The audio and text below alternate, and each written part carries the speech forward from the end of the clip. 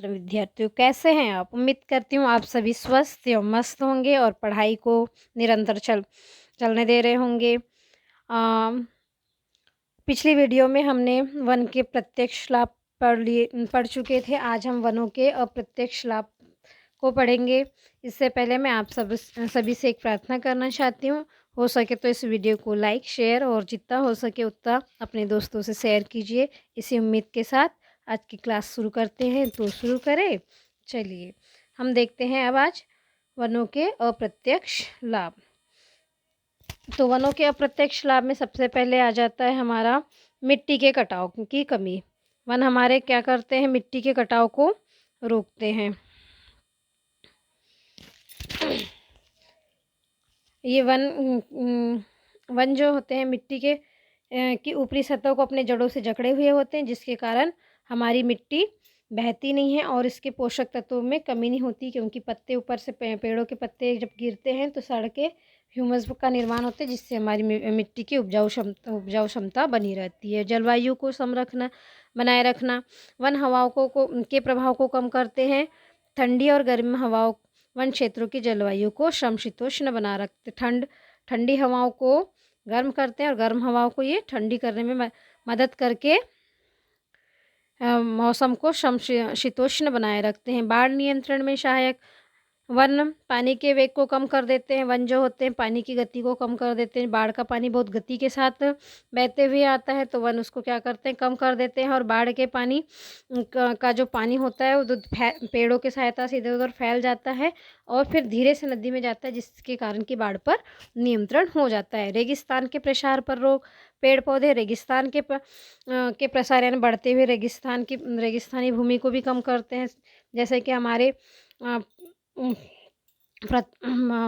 कहना चाहिए सरदार पटेल जी ने भी कहा था कि यदि रेगिस्तान के बढ़ते हुए प्रसार को हमें रोकना है तो मानव सभ्यता की रक्षा करनी है। अगर हमको रेगिस्तान के बढ़ते प्रसार को रोकना है और मानवता की सभ्यता की रक्षा करनी है, तो वन संपदा के क्षय को अवश्य ही रोकना होगा। यानी जब तक के वन है तब तक के मानव सभ्यता है, ऐसा सरदार वल्लभ भाई पटेल ने कहा था। वृक्षारोपण से रेगिस्तान का प्रसार रुकता है, क्योंकि मिट्टी का कटाव नहीं होता है और मिट्टी का अपरदन नहीं होता है। वर्षा में सहायक।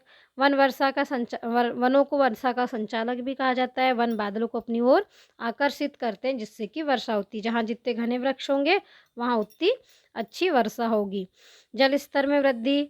वन देश की कुओं, तालाब, नदियों, झरनों आदि में पानी का स्तर बढ़ा देते हैं, जिससे कि पानी बना रहता है। यानी जो क्या होता है, वृक्ष जो होते हैं वो अपनी जड़ों से पानी को सोख लेते हैं, अंदर जमीन भूमिगत जल को बढ़ा देते हैं, जिससे कि भूमिगत जल का स्तर बढ़ता है और पानी की कमी नहीं होने देते हैं। भूमि की उर्वरा शक्ति में वृद्धि।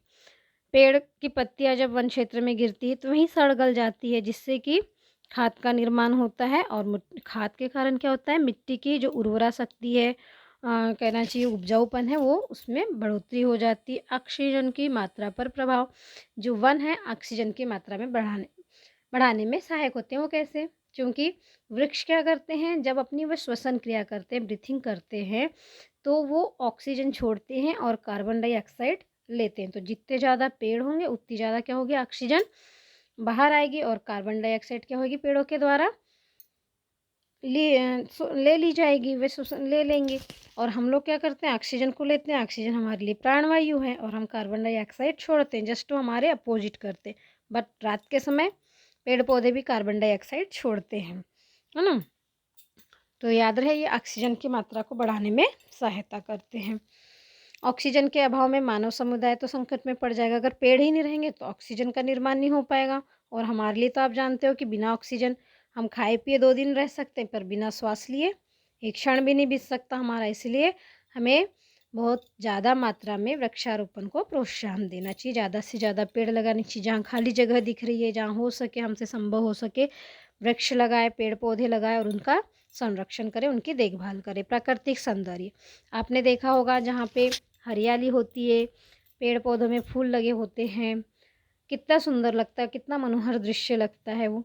तो जहाँ पर पेड़ पौधों की अधिकता होती है वहाँ पर क्या होते हैं? हम लोग चाहे देश के हो चाहे विदेश के लोग हों, घूमने जाते हैं, अपना समय जब उनके पास फुर्सत के कुछ समय बचे होते हैं तो वहाँ व्यतीत करने जाते हैं, जिससे हमारे देश की में क्या होता है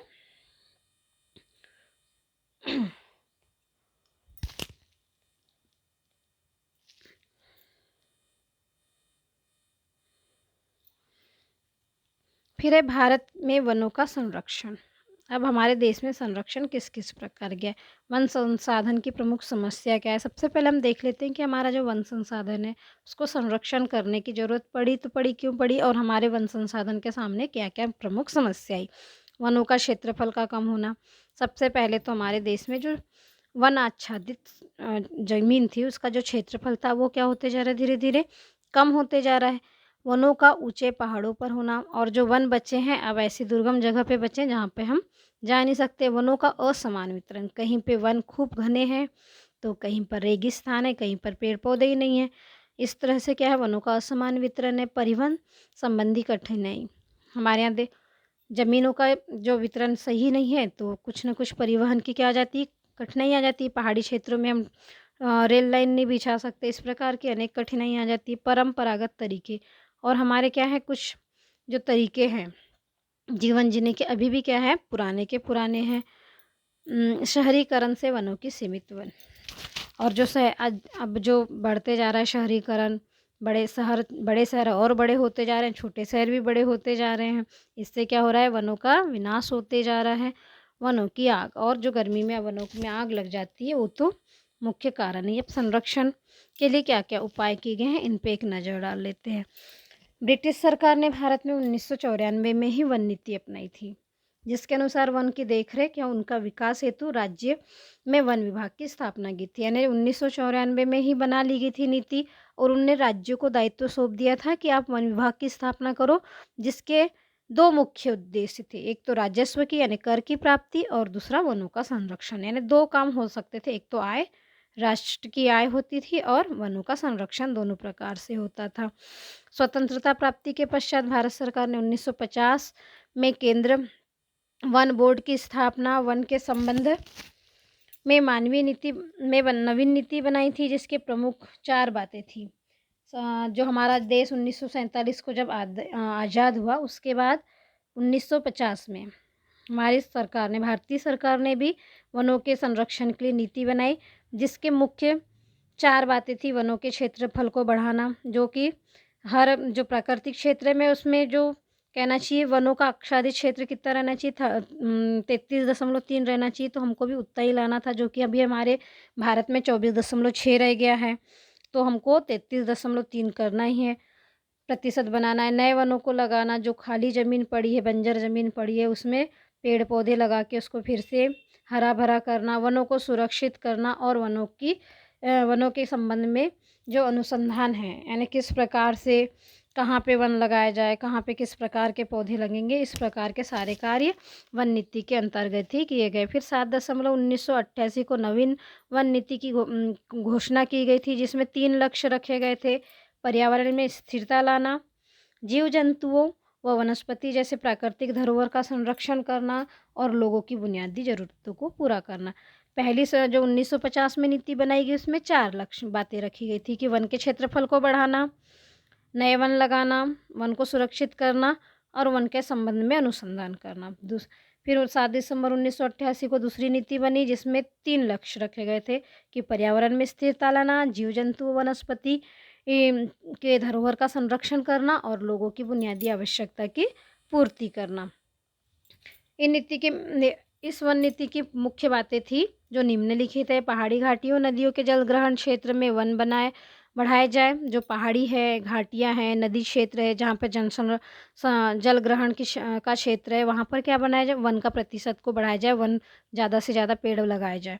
फिर जंगलों पर आदिवासी और गरीबों की पारंपरिक हक को बरकरार रखें। जो गरीब और आदिवासी लोग हैं जिनका जीवन वनों पर ही आश्रित है, उनकी पारंपरिक हक जो है वो बनाए रखा जाए, उनको वन से निष्कासित नहीं किया जाए। वनों की उत्पादकता बढ़ाने पर ध्यान दिया जाए, और वनों से जो उत्पादन हमें मिलता है उनको भी बढ़ाने पर ध्यान दिया जाए। वर्तमान वनों की कटाई से बचाया जाए, वर्तमान में वनों को कटाई से बचाया जाए, और पर्यावरण संतुलन को बनाए रखा जाए और पर्यावरण में संतुलन किया जाए। उद्योगों को रियायती दर पर वन उत्पादन प्राप्त करने के लिए रोका जाए और जो उद्योग है उनको क्या करते हैं वो, जैसे बोली लगाकर कुछ भी चीज़ का यानी गोंद है, महुआ है, इस प्रकार ले लेते थे, तो उन पर रोक लगा ली जाए। ग्रामीण एवं कुटीर उद्योग को छोड़कर वन पर आधारित उद्योग को इजाज़त न दें। सिर्फ ग्रामीण और कुटीर उद्योग जो छोटे स्तर के होते हैं उन्हीं को इजाज़त दी जाए, बाकी को नहीं। ग्रामीण व आदिवासी इलाकों के लोगों को ईंधन, चारा, छोटी इमारती लकड़ी की पूर्ति पर ध्यान दिया जाए। और जो कहना चाहिए, जो आदिवासी जो वन और वन्य कहना चाहिए वन से प्राप्त होने वाली वस्तुओं पर ही आश्रित हैं, उनको ईंधन, चारा, ईंधन मीन्स जलाऊ लकड़ी, चारा उनके पशुधन के लिए और छोटी इमारती लकड़ी की पूर्ति पर ध्यान दिया जाए। फिर तीसरी बात यह है, तीसरी नीति 1988 को घोषित राष्ट्रीय वन नीति के क्रियाशील बनाने के लिए 1999 में एक 20 वर्षीय राष्ट्रीय वानिकी योजना, 1999 में फिर 20 वर्षीय वानिकी योजना को कार्यान्वयन किया गया, लागू की गई वो, और जिसके कि कुछ कार्य थे जिनको हम देखते हैं, जिसमें केंद्रीय वन आयोग की स्थापना की गई जो कि 1965 में किया गया। और इसका कार्य था कि जो सूचना एकत्रित करना है वन केस में ये सारी चीज़ें, और तकनीकी प्रसार करना, बाजारों का अध्ययन करना, इस प्रकार उसका काम था। भारतीय वन सर्वेक्षण संगठन, फिर ये क्या करना चाहिए, इसमें क्या क्या वस्तुएं उपलब्ध है, किस वन में क्या मिलता है, किस चीज़ की बहुलता है, इसका पता लगाना, इसका संगठन किया गया। फिर है वन अनुसंधान संस्थान की स्थापना, देहरादून और में कहना चाहिए वन अनुसंधान की स्थापना की गई। इसके 4 क्षेत्र बनाए गए जो कि बेंगलुरु, कोयम्बटूर, जबलपुर और बुरनोहट में है।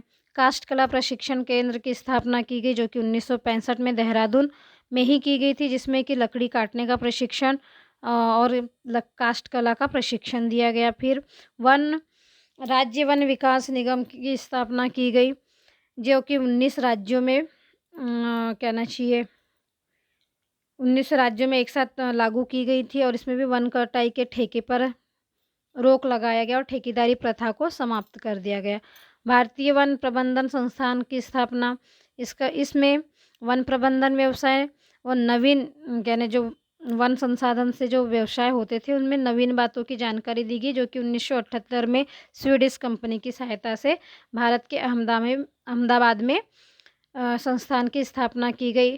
केंद्र सरकार ने मध्य प्रदेश के भोपाल में भारतीय वन प्रबंधन संस्थान की स्थापना की। यहाँ पर अनुसंधान व केस स्टडी के आधार पर वन प्रबंधन में स्नातकोत्तर और डॉक्टरेट की उपाधि दी जाती है। जो भोपाल में प्रबंधन संस्थान है वहाँ पर एक पीजी डिग्री और एक पीएचडी डिग्री, डॉक्टर की डिग्री पीएचडी पर, और जब पीजी हो जाते हैं तो उसमें स्नातकोत्तर दी जा रही है। वन संरक्षण अधिनियम जो कि 1980 में आया था, इसमें अधिनियम पारित था कि किसी भी वन भूमि को सरकार की अनुमति के बिना कृषि कार्य में परिवर्तन नहीं किया जाता। 1980 में वन संरक्षण अधिनियम लिया गया जिसमें कि बिना अनुमति जब तक के सरकार की अनुमति नहीं होगी तब तक के कोई भी भूमि के टुकड़े का जिस पे वन लगा हुआ है उसका उपयोग हम कृषि कार्य के लिए भी नहीं कर सकते थे। इसको 4 भागों में बांटा गया था: सुरक्षित वन, राष्ट्रीय वन, ग्राम्य वन और वृक्ष समूह। प्रबंधन की दृष्टि से वनों को 3 वर्ग में रखा गया: आरक्षित वन जो कि 52%, सुरक्षित वन जो कि 32% और अवर्गीकृत वन जो कि 16%। वन महोत्सव, वन के संरक्षण के लिए वन महोत्सव लोगों में जनजीवन में वनों के महत्व को बढ़ाने के लिए वन महोत्सव का एक कार्यक्रम लागू किया जो कि वन का क्षेत्रफल को बढ़ाने के लिए, वृक्षारोपण की प्रवृत्ति को पैदा करने के लिए। और जो उस समय के कृषि मंत्री थे A.K. मुंशी, 1950 में वन महोत्सव अधिक वृक्ष लगाओ आंदोलन प्रारंभ किया। इन्हें वन महोत्सव के अंतर्गत क्या किया? अधिक वृक्ष लगाओ आंदोलन प्रारंभ किया। प्रतिवर्ष देश में 1 से 7 जुलाई तक के की वन महोत्सव कार्यक्रम मनाया जाता है। हर साल का 1 से लेकर 7 जुलाई तक के की वन महोत्सव मनाया जाता है। अब देखेंगे हम सामाजिक वानिकी। विश्व बैंक से प्राप्त वित्तीय सहायता से वृक्षारोपण की यह योजना शुरू की। विश्व बैंक से हमने जो पैसे की सहायता जो दी जाती है वो विश्व बैंक से लिया और ये वाली योजना शुरू की थी। इसमें चक वानिकी, विस्तार वानिकी और शहरी वानिकी के अंतर्गत खेतों, सड़कों, रेल लाइनों के किनारे वृक्षारोपण किया गया। है ना? फार्म वृक्षारोपण, सड़कों, नहरों, रेल लाइनों के किनारे वृक्षारोपण की जन भागीदारी और साथ ही साथ इन सब के लिए जन भागीदारी का भी बढ़ावा दिया गया। यह कानून को प्रभावी ढंग से लागू करने के लिए हरे भरे वृक्ष को काटने पर रोक लगाई गई और इस नियम को चालू करने के लिए सामाजिक वानिकी को ये करने के लिए जो कहना चाहिए,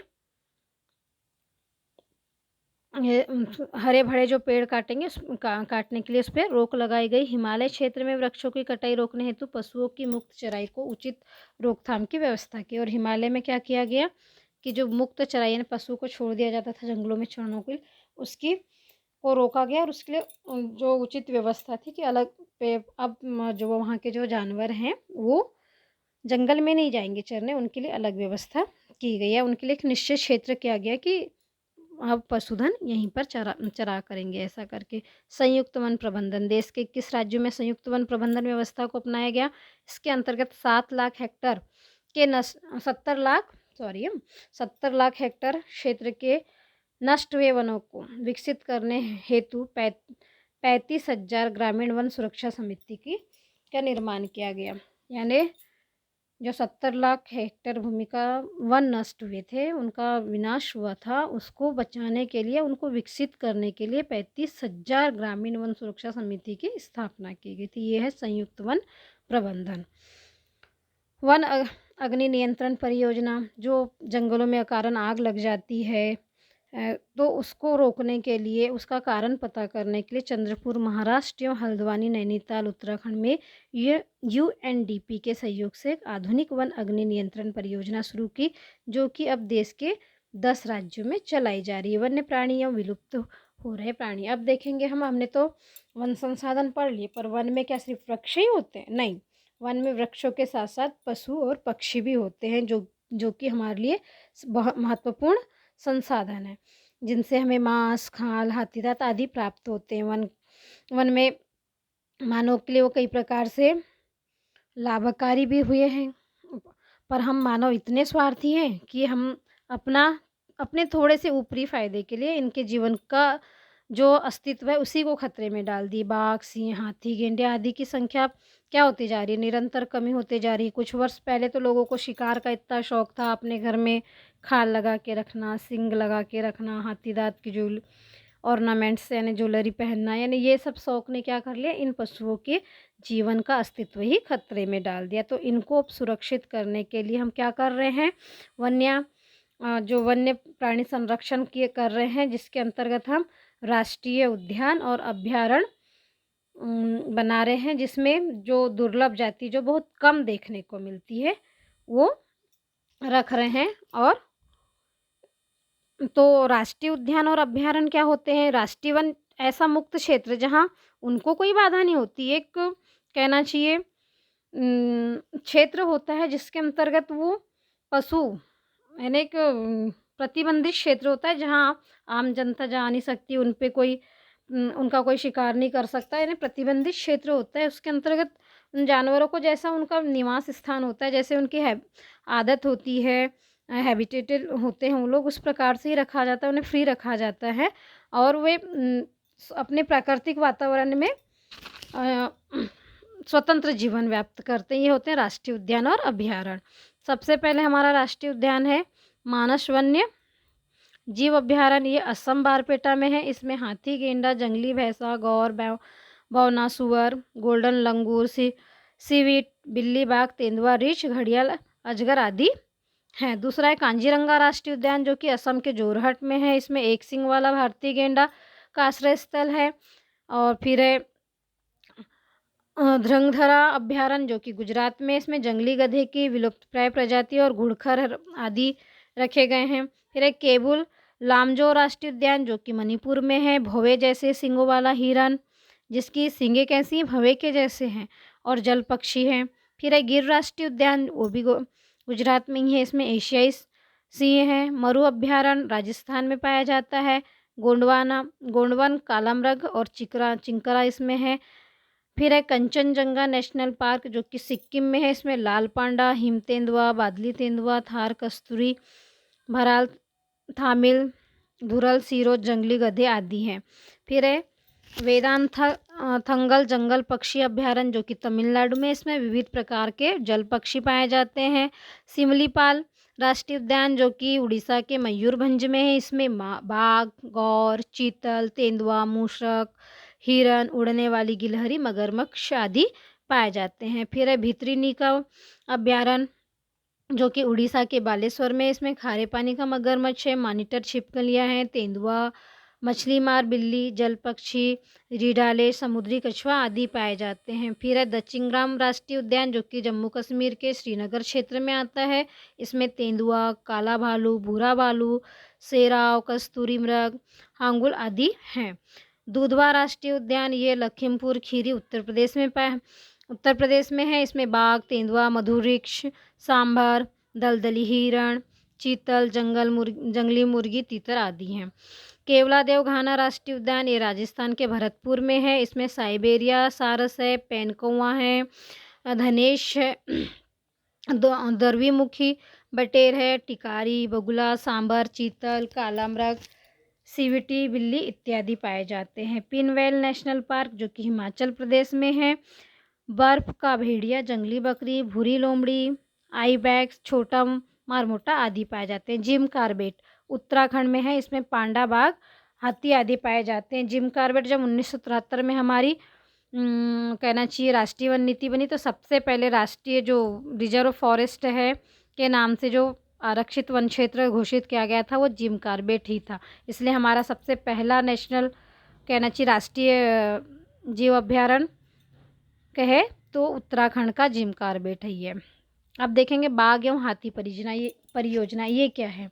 बाघ और हाथी परियोजना देश में 1973 में प्रारंभ की गई थी। इसका मुख्य उद्देश्य बाघ के व्यवहारिक संख्या में आश्वस्त होते हुए संरक्षित करना है। बाघों की जो संख्या है उसको संरक्षित करना, क्योंकि इनकी बाघ और हाथी ऐसे दो जीव थे जिनकी क्या हो रही थी, बहुत ज़्यादा मात्रा में कमी हो रही थी।